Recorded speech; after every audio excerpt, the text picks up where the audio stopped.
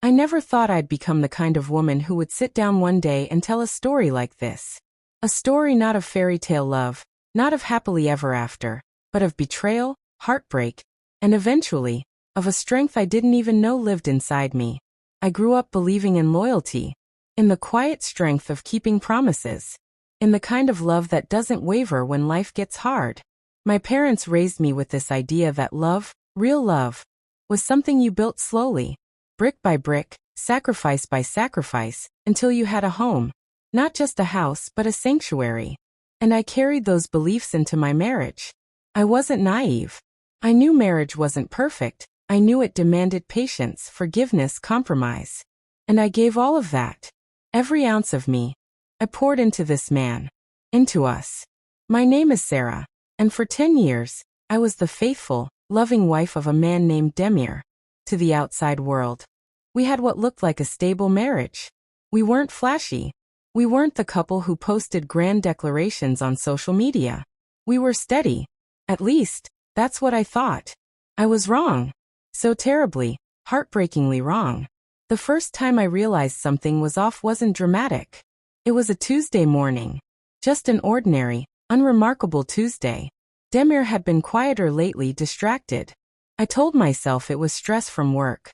He worked in logistics, always on the phone with suppliers, late meetings, late nights at the office. It was nothing unusual. Or so I thought. That morning, while he was in the shower, his phone buzzed. It was lying face up on the nightstand, and normally I wouldn't have cared. I trusted him. He was my husband. But my eyes flickered toward the screen, and I saw a name I didn't recognize. Samira. I remember tilting my head slightly, curious. Maybe a new coworker. Maybe a client. Logistics meant dealing with so many people, so many names. But then another message came in. Last night was amazing. I miss you already. My world stopped. It was as if time froze in that bedroom. My hands went cold. My chest tightened until I could hardly breathe. My eyes blurred with tears, but I didn't let them fall. My mind was screaming no. Not him. Not Demir. I didn't open the message. Some strange sense of self-respect, or maybe denial, stopped me. But in my heart I already knew. I just knew. When he came out of the shower, I handed him his phone with a smile, kissed him on the cheek, and wished him a good day at work. On the outside, I was the same wife I had always been. On the inside, something had cracked. That day I cooked, I cleaned, I called my sister. I pretended life was normal. But in truth, nothing was normal anymore. That one message had shattered a decade of trust. It wasn't just heartbreak. It was the collapse of the world I thought I had built with him. That night, after he fell asleep, I lay next to him, staring at the ceiling. I stared at the man who snored softly beside me. The man who had held my hand through hard times. The man I thought was my forever. And I wondered, how can someone lie so easily? How can someone look into my eyes every single day, kiss me goodbye in the morning, and then belong to someone else at night?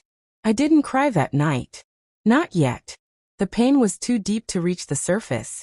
The next few days, I played my role flawlessly. I was cheerful, supportive, loving. The same Sarah he thought he knew. But in reality, I was studying him, watching his lies unfold in real time. His excuses became obvious.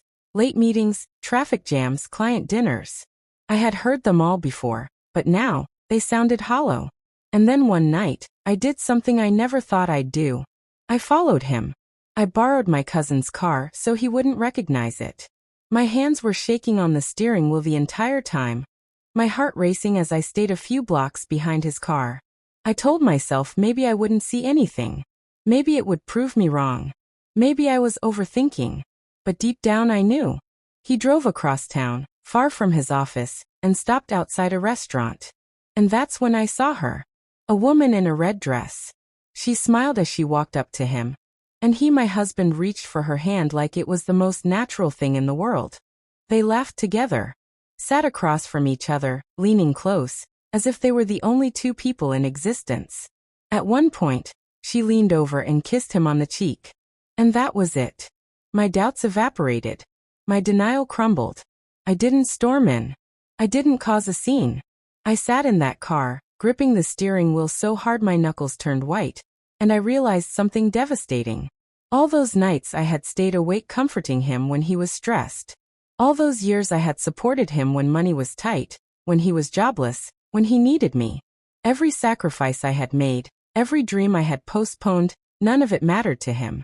I was alone in that marriage. And I had been for a very long time. That night, I went home and sat in silence. My mind didn't race. My heart didn't pound anymore. Instead, a cold clarity washed over me.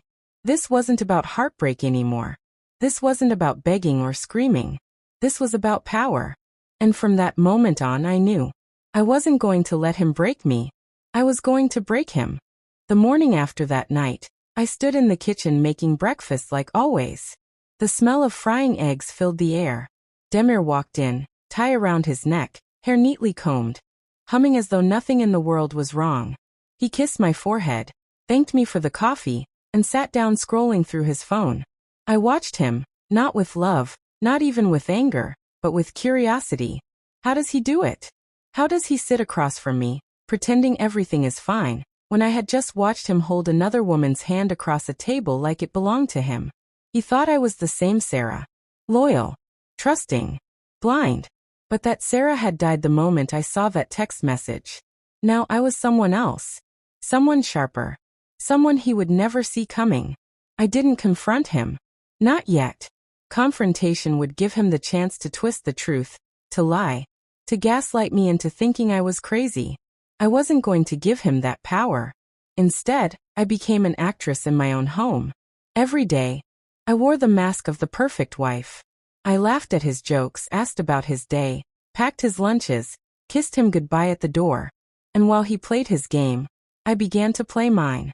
I started gathering evidence. Quietly. Methodically. First, the phone records. Demir never cared about bills or statements. That was always my department. Which meant I had access to everything. I scanned through call logs and there it was. Samira's number, popping up again and again. Long calls late at night when he claimed he was stuck in traffic. Then came the receipts. He was careless. Careless enough to use our joint card for dinners, hotels, little gifts. Nothing too extravagant. Just enough to keep her happy without raising suspicion. But I noticed. I kept copies. I followed him twice more. Once to a cafe. Once to a park. Always the same woman. Always the same smiles. Always the same stolen touches. And each time I took photos. My hands shook as I pressed the camera button. But I kept going. Evidence. Proof. Pieces of the puzzle I was slowly assembling. The more I collected, the calmer I became. Because I wasn't just watching a man betray me anymore. I was building my escape. But escape wasn't enough. I wanted him to feel what I had felt. The helplessness, the shock, the devastation. Not through yelling, not through violence, but through something far more powerful. Silence. Exposure. The truth. I started making plans. I moved my savings into a private account under my name. Money he never noticed because he never cared about the details. I made copies of every important document. Our mortgage papers, his pay stubs, even our insurance. I contacted my lawyer. Just hypothetically, I said. What would happen if a wife discovered her husband was unfaithful? The lawyer explained everything clearly. My rights, my options, my protections. I listened, nodded, thanked him, and walked out with a quiet fire burning in my chest. I even reached out, discreetly, to people around him. His sister, who always had a sharp tongue and a sharper memory. My cousin, who owed me a favor.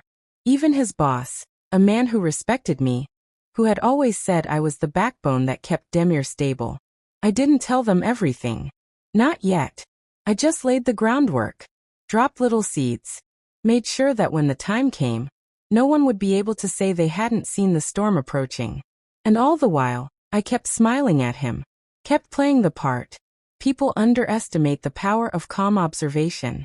While Demir lived his double life, thinking he was so clever, so untouchable, I was quietly dismantling his foundation. Piece by piece, brick by brick. And he never suspected a thing. Every night, when he came home smelling faintly of perfume that wasn't mine, I would welcome him with a smile. I would sit beside him on the couch, nodding as he scrolled through his phone, pretending to be busy with emails. He thought he was fooling me, but in reality, I was already 10 steps ahead. 2 weeks later, the breaking point arrived. He told me he had to leave town for a business retreat, packed his suitcase, kissed me goodbye, and drove off into the night.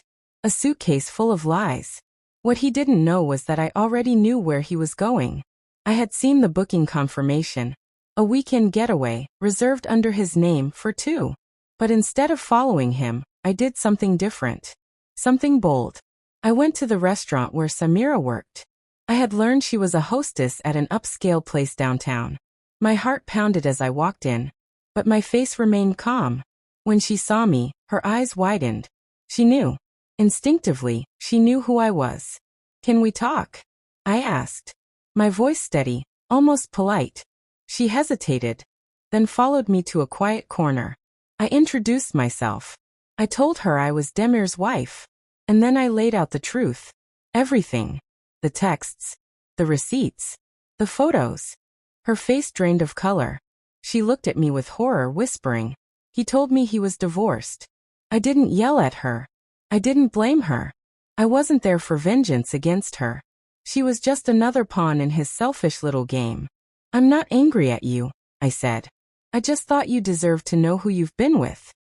Her lips trembled as she whispered, "Thank you." That night, she blocked him, stopped answering his calls, cut him off completely. When Demir returned from his so-called trip, suitcase in hand, ready with another web of lies, he didn't come home to the wife he thought was still waiting. He came home to silence. Because I was already gone. I had packed my things, rented a small apartment, moved out without a trace. And then, just to twist the knife, I sent him a single text message. "I know everything." That was it. No explanations. No arguments. Just 5 words. From that moment forward, my silence became my weapon. And it drove him insane.